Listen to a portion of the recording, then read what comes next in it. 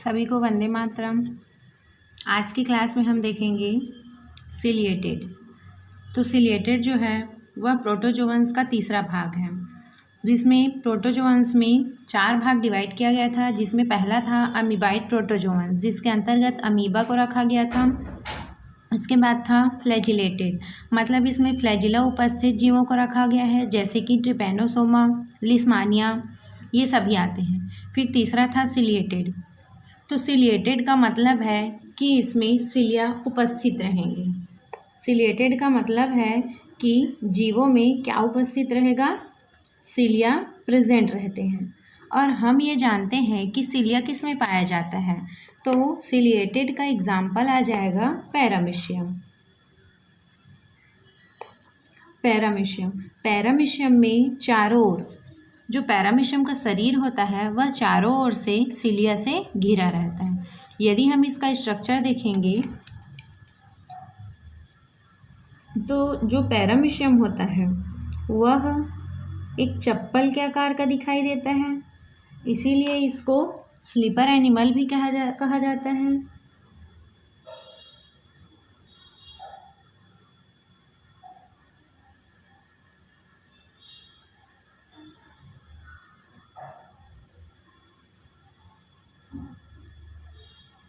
इस तरीके से। तो ये क्या है, पैरामीशियम का आकार है।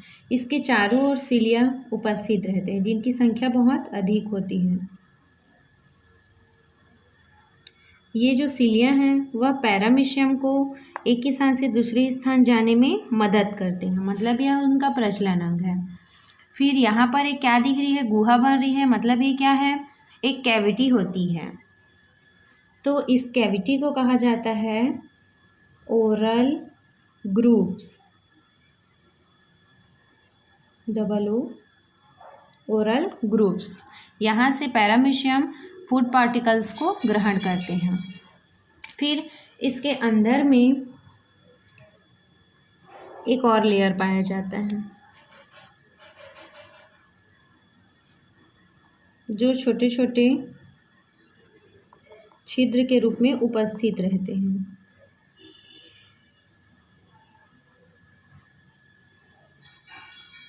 इसमें एक बड़ा न्यूक्लियस प्रेजेंट रहता है और एक छोटा न्यूक्लियस होता है। इसमें कॉन्ट्रैक्टाइल वैक्यूल्स भी पाए जाते हैं, जो परासरण को नियमित करते हैं। तो यहाँ पर हम नाम लिख लेते हैं। इसमें इसके अंतर्गत और भी पार्टिकल्स पाए जाते हैं। तो ये क्या है, ओरल ग्रूव है, जिसके थ्रू जो पैरामीशियम है वह अपने भोजन को ग्रहण करते हैं। इसका सबसे ऊपरी भाग क्या है, सिलिया है, जो इनको प्रजनन में मदद करते हैं। फिर यहाँ पर क्या पाया जाता है, कॉन्ट्रैक्टाइल वैक्यूल, संकुचनशील धानी या रिक्तिका। ये क्या करता है, पानी का कंट्रोल करता है इनके शरीर पर। ये सभी प्रोटोजोअन्स में प्रेजेंट रहता है। फिर इसमें एक बड़ा केंद्रक होता है, जिसको मैक्रोन्यूक्लियस कहा जाता है। मैक्रोन्यूक्लियस। और एक छोटा केंद्रक होता है, जिसको माइक्रोन्यूक्लियस कहा जाता है। तो मैक्रोन्यूक्लियस और माइक्रोन्यूक्लियस। इसका सबसे ऊपरी भाग, जहाँ से सिलिया लगा रहता है, उस भाग को बोला जाता है एक्टोडर्म। और जो ये दिख रहा है रेड कलर में, जो छिद्र के रूप में, इसके एक्टोडर्म के नीचे एक और लेयर पाया जाता है, तो इस लेयर को कहा जाता है एंडोडर्म। तो इस तरीके से ये क्या है, पैरामीशियम का स्ट्रक्चर है।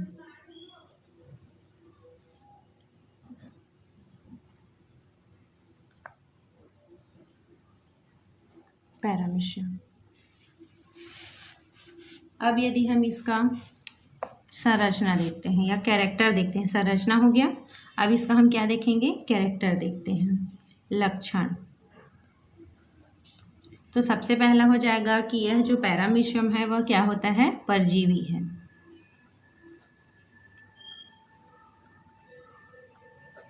यह परजीवी होते हैं। और क्या लिख सकते हैं कि यह एक जलीय जीव है।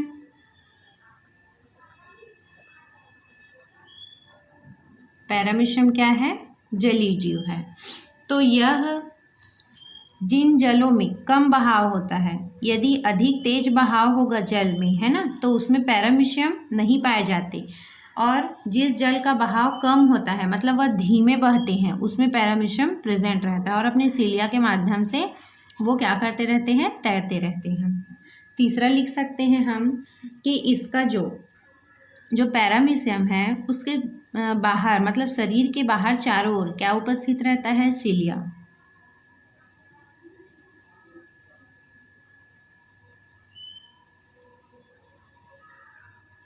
तो बाहरी भाग में चारों ओर सीलिया प्रेजेंट रहता है। ये पैरामीशियम का मेन कैरेक्टर है कि पैरामीशियम के चारों ओर क्या उपस्थित रहता है? सीलिया प्रेजेंट रहता है। अगला लक्षण हम लिख सकते हैं कि इसमें 2 केंद्रक प्रेजेंट रहते हैं, 2 न्यूक्लियस प्रेजेंट रहते हैं। और वो 2 न्यूक्लियस कौन कौन से होते हैं? तो एक होता है मैक्रो और दूसरा होता है माइक्रो। मतलब यहाँ पर ए और आई में बस फर्क रहता है। मैक्रो का मतलब होता है बड़ा और माइक्रो का मतलब होता है छोटा। तो ये जो मैक्रो न्यूक्लियस रहता है ये शारीरिक कंट्रोल करता है। क्या करता है? यह शारीरिक जो गतिविधियां होती है उसको कंट्रोल करने का काम करता है यह। और जो माइक्रो न्यूक्लियस रहता है ये प्रजनन में भाग लेते हैं। तो यह प्रजनन का कंट्रोल करते हैं, यह प्रजनन को नियंत्रित करते हैं। तो दोनों न्यूक्लियस का अलग अलग काम होता है। अगला कैरेक्टर लिख सकते हैं कि इसका जो शरीर का बाहरी भाग है वह 2 भागों से मिलकर बना होता है।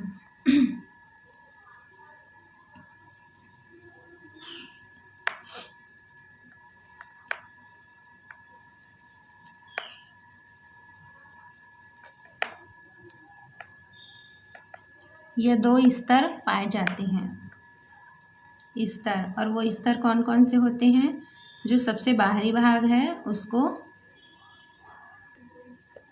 एक्टोडर्म कहा जाता है और जो भीतरी लेयर होता है उसको कहा जाता है एंडोडर्म। तो इस तरीके से क्या है? पैरामीशियम का कैरेक्टर है।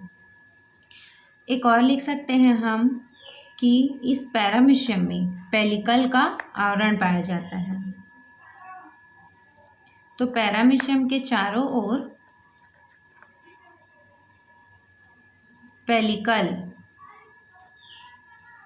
का आवरण पाया जाता है।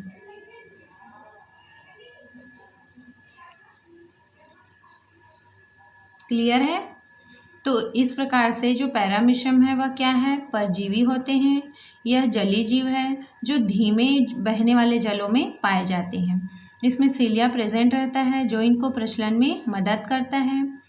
इनके शरीर पर 2 न्यूक्लियस प्रेजेंट रहते हैं, एक मैक्रो न्यूक्लियस और एक माइक्रो न्यूक्लियस। मैक्रो न्यूक्लियस शारीरिक कंट्रोल करता है और माइक्रो न्यूक्लियस प्रजनन को कंट्रोल करता है। इसका बॉडी में 2 भागों से मिलकर बना होता है और वो 2 स्तर कौन कौन से होते हैं? एक्टोडर्म और भीतर की ओर एंडोडर्म।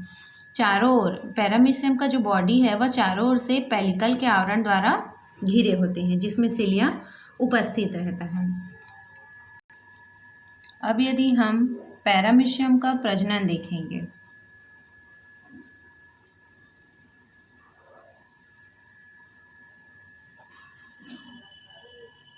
तो पैरामीशियम में 2 प्रकार के प्रजनन पाए जाते हैं। एक होता है लैंगिक प्रजनन और दूसरा होता है अलैंगिक प्रजनन।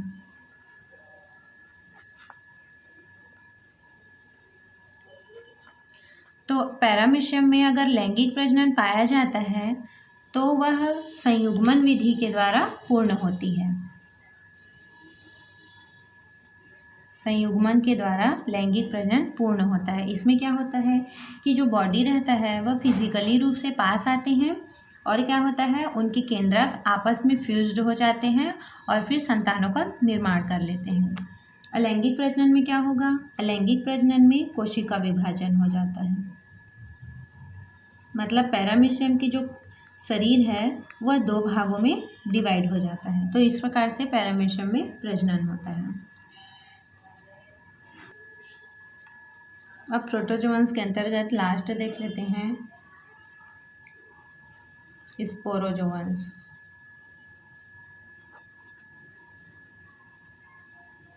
स्पोरोजोअन्स का मतलब है कि यह स्पोर है ना, बीज के समान दिखाई देते हैं। तो इसका एग्जाम्पल आएगा प्लाज्मोडियम। तो आप प्लाज्मोडियम से परिचित होंगे कि यह जो प्लाज्मोडियम होता है वह मलेरिया रोग उत्पन्न करता है। तो इसमें हम लिख सकते हैं कि जो प्लाज्मोडियम होता है वह क्या होता है, परजीवी जीव है। यह प्लाज्मोडियम क्या है, परजीवी है। और यह कौन सा रोग उत्पन्न करता है, तो रोग का नाम है मलेरिया। तो मलेरिया रोग किससे होता है, प्लाज्मोडियम से होता है। लेकिन आप सोच रहे होंगे कि मलेरिया रोग तो मच्छरों के द्वारा होता है करके। तो जो मच्छर होते हैं वो इस रोग के वाहक होते हैं। और जब जिस मच्छरों में ये जो प्लाज्मोडियम है वह कौन से मच्छर में पाया जाता है, तो यह पाया जाता है मादा एनाफिलीज में। जो प्लाज्मोडियम नामक जो प्रोटोजोअन्स होते हैं वह मादा एनाफिलीज मच्छर में प्रेजेंट होता है। तो उसका वाहक कौन हुआ, मादा एनाफिलीज मच्छर। इसमें प्लाज्मोडियम नामक प्रोटोजोअन्स उपस्थित होते हैं और जब मादा एनाफिलीज मच्छर मनुष्य को काटते हैं तो यह प्लाज्मोडियम मच्छरों से मनुष्य के ब्लड में चले जाता है और जिससे वह मनुष्य के शरीर पर क्या करते हैं, अलैंगिक प्रजनन करके अपनी संख्याओं को बढ़ा लेते हैं। तो मनुष्यों में जब इन ब्लड में, मनुष्य के ब्लड में जब इस प्लाज्मोडियम की संख्या बढ़ जाती है तो पूरे शरीर पर प्लाज्मोडियम क्या हो जाते हैं, फैल जाते हैं ब्लड के माध्यम से। और जो मनुष्य रहता है वह मलेरिया रोग से ग्रसित हो जाता है। तो जो यह प्लाज्मोडियम है वो 2 होस्ट में अपना लाइफ साइकिल कंप्लीट करता है। तो प्लाज्मोडियम के 2 होस्ट होते हैं, मतलब पोषद होते हैं।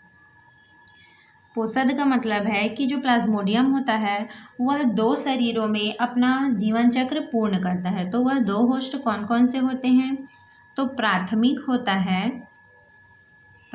होस्ट होता है मनुष्य।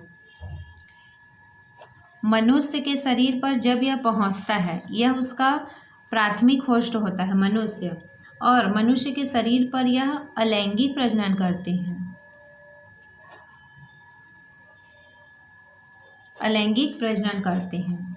और जब कोई भी मादा एनाफिलीज मच्छर जब मनुष्य को काटता है तो मच्छर क्या करते हैं, मनुष्य के ब्लड को शक करते हैं। तो यदि मनुष्य के ब्लड में क्या उपस्थित होगा, प्लाज्मोडियम उपस्थित है, यदि वह मलेरिया रोग से ग्रसित है तो जब मच्छर उसके ब्लड को शक करते हैं तो यह प्लाज्मोडियम कहाँ चले जाता है, मच्छरों के शरीर पर चले जाता है। तो मच्छर जो होते हैं वह उसके द्वितीयक होस्ट होते हैं। कौन सा मच्छर, मादा एनाफिलीज। और वहाँ पर पहुँचकर यह लैंगिक प्रजनन करते हैं। लैंगिक प्रजनन करके अपनी संख्याओं को बढ़ा लेते हैं। उसके बाद फिर से जैसे कोई मादा एनाफिलीज मच्छर स्वस्थ मनुष्य को काटते हैं तो यह प्लाज्मोडियम क्या होता है, उनके शरीर पर चले जाता है और वो मलेरिया रोग से ग्रसित हो जाते हैं। तो इस प्रकार से ये जो प्लाज्मोडियम है वह मलेरिया रोग उत्पन्न करता है। और इसके वाहक कौन होते हैं, मादा एनाफिलीज मच्छर। क्वेश्चन ये आता है कि जो प्लाज्मोडियम होता है उसका प्राथमिक होस्ट या पोषद कौन होता है, तो आप मनुष्य को याद रखेंगे। और द्वितीयक पोषद कौन होता है, मच्छर, मादा एनाफिलिस मच्छर होता है। तो इस प्रकार से प्रोटोजोअन्स यहाँ पर कंप्लीट होते हैं। अब हम कुछ ऐसे प्रोटोजोअन्स को देख लेते हैं जो कौन कौन से रोग उत्पन्न करते हैं। तो अब हम देखेंगे परजीवी प्रोटोजोआ, जो क्या करते हैं, दूसरे मतलब अपना होस्ट बना लेते हैं दूसरे जीवों को और उस पर रोग उत्पन्न करते हैं। तो हम इधर प्रोटोजोआ का नाम लिखेंगे और उस प्रोटोजोअन से कौन सा रोग उत्पन्न होता है या डिजीज़, उसको इधर लिखेंगे। तो सबसे पहले हम प्रोटोजोआ का नाम लिख लेते हैं प्लाज्मोडियम।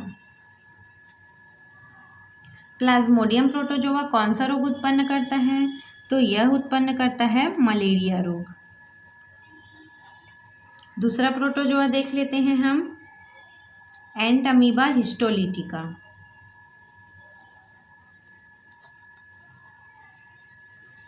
एंट अमीबा हिस्टोलिटिका, तो यह जो है वह पेचिस रोग उत्पन्न करता है, जीवों में पेचिस रोग उत्पन्न करता है। और यह कहाँ पर उपस्थित होता है, तो यह मनुष्य के स्मॉल इंटेस्टाइन में प्रेजेंट होता है। ट्रिपैनोसोमा, ट्रिपैनोसोमा प्रोटोजोआ क्या करता है, यह अफ्रीका के जंगलों में पाया जाता है और जीवों में निद्रा रोग उत्पन्न करता है। फिर है जियार्डिया। जियार्डिया भी एक प्रोटोजोआ है जो अतिसार रोग उत्पन्न करते हैं, जो डायरिया होता है या दस्त वगैरह होते हैं, अतिसार है ना, तो जियार्डिया प्रोटोजोआ की वजह से ही अतिसार रोग उत्पन्न होता है। फिर है लिशमानिया। लिशमानिया भी क्या है, एक प्रोटोजोआ है जो काला आजार उत्पन्न करता है, जीवों में काला आजार रोग उत्पन्न करते हैं। एक है और एंट अमीबा जिंजीवैलिस।